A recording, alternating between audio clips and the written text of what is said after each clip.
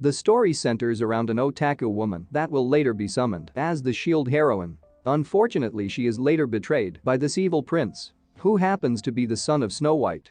This is the tale of Iwatani Naofumi, the shield heroine, on her rising path to the summit. I guess that's enough fooling around, let's get to the meat of the video. One day, I was rewatching Shield Hero's first season to refresh my memories before the arrival of season 2.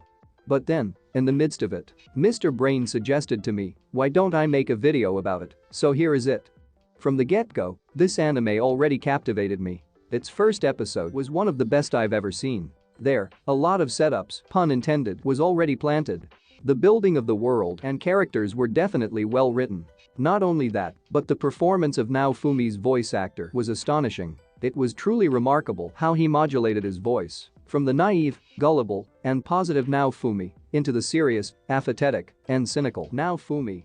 The animation, how the CGI was blended, and the background music was also superb and noteworthy. Although one thing that I consider generic and mediocre are the character designs. But of course not all of them. Even though it's a good anime, there were still parts that felt like rushed. One of them was the taste retrieval subplot, which only lasted until episode 4. It felt really fast. The moment where Naofumi lost his taste out of all the misfortunes he had experienced was genuinely hype. It's disappointing that he regained his taste faster than I initially expected. I get it, that it was for the Raftalia is here for you setup, but that's just what I feel. Maybe around episode 8 would have been a-okay. I don't know, but if it was more expanded in the light novel, then I guess that's inevitable and given in an anime adaptation. A lot of people hates Malti in the Shield Hero and Akainu in One Piece. In regards to Malti, I really couldn't care less. I neither like nor hate her, but for Akainu, he's one of my favorite characters in the One Piece series. I love his what I could call sacrificial justice. Well, that's a lame phrase. Anyways, for me, characters like them are the ones that add spice to a narrative. Going back, let's talk about Naofumi's harem. So about his party. Naofumi the shield hero, a pitiful man who was set up as a molester by Malti Melromark, or should I say bitch. Lasagna.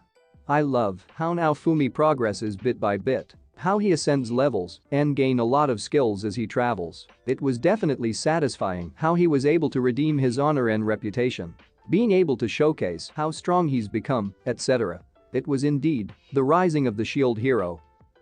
Amaki Ren, the sword hero. Ren was obviously inspired by Kirito. They share a lot of traits, like having the same hair and attire color, weapon, personality, and even their Japanese voice actor. The author even called the VR MMO that he played Brave Star Online, which is a very unfamiliar term. Aside from him being a Kirito clone, what I also like about him is how he accepted his mistake back then when he confronted Naofumi. He apologized and accepted that it was his fault that the COVID-19 Dragon Corpse variant spread. Kita Muramoto Yasu, the spear hero, and Kawasumi Itsuki, the bow hero. I really can't say that much about them. Motoyasu is the oldest and stupidest out of the 4 heroes, while Itsuki is someone who has a hero complex. Naofumi is cool and all, but I also want the other 3 heroes to have a spotlight, being developed at their best. Unfortunately, from what I've heard, in the second season they will only get worse.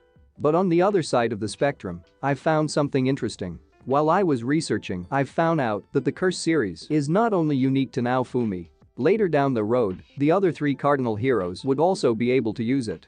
It is considered a defense mechanism that can be unlocked by the legendary and vassal weapons. The series is also based on the 7 deadly sins, which include pride, greed, lust, envy, gluttony, wrath, and sloth. From here on, with these in mind, things are only going to get more interesting, and it makes me thrilled. Detective Conan, or Case Closed. It seems that Naofumi has the ability to perceive glimpses of the future. I don't know if that was an ability given by the shield, or it's an ability given by someone, but of course, it could just be basically a precognitive dream. Finally, for the last episode, the anime left me with 2 questions. Why was the slave merchant informed by one of the shadows? And why did the spear hero unknowingly blurted out the word behoove? Okay, so now let's talk about the second season for a bit. As of the making of this video, there are only 3 episodes. From what I can say, the first few episodes of the latest season was drastically rushed. Not only that, but they've become dull as well. A lot of people are saying that the parts that were skipped were not that good and that it was just a drag. If that was the case, then maybe they just wanna move on already to the next arc. The POV of the people that are anime only really differed because of the parts that were skipped. In the anime it felt like to me that Itsuki kicked Green Girl from his party out of concern. I even considered the possibility that the one who falsely accused Green Girl was either a traitor or a badly influenced bastard. However, in the novel, it turns out that it was deliberate and even planned by Itsuki himself. He was jealous and accepting that the weakest member of his party gained all the glory. Even though they omitted a lot of steps, chances are they just switched things up. Hopefully it really was. I honestly want to see the rumored key points that were skipped animated.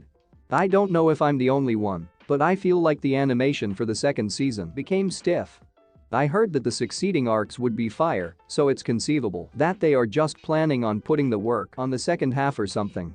Although it doesn't change the fact that this anime transitioned from being a lion into a pussy.